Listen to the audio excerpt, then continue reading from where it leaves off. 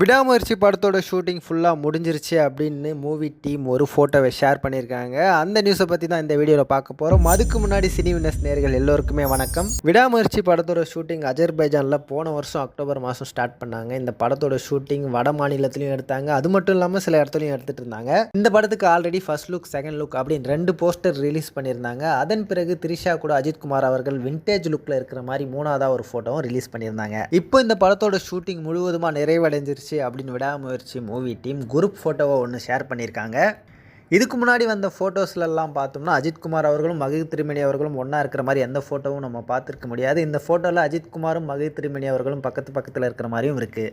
விடாமுயற்சி படத்தோட ஷூட்டிங் ஃபுல்லாக முடிஞ்சிருச்சு. அடுத்த கட்ட பணிகளில் இன்னும் 8 நாளில் ஹைதராபாத்தில் தொடங்க போகிறாங்களாம். இதுபோல் சுவாரஸ்யமான சினிமா செய்திகளை தெரிஞ்சுக்க சினி வினஸ் யூடியூப் சேனலை சப்ஸ்கிரைப் பண்ணிக்கோங்க. அதே போல் நீங்களும் சினிமாவில் கால் பதிக்கணும் அப்படின்னு நினச்சிங்கன்னா சினி வினஸ் ஆப்பை டவுன்லோட் பண்ணி ரிஜிஸ்டர் பண்ணிக்கோங்க.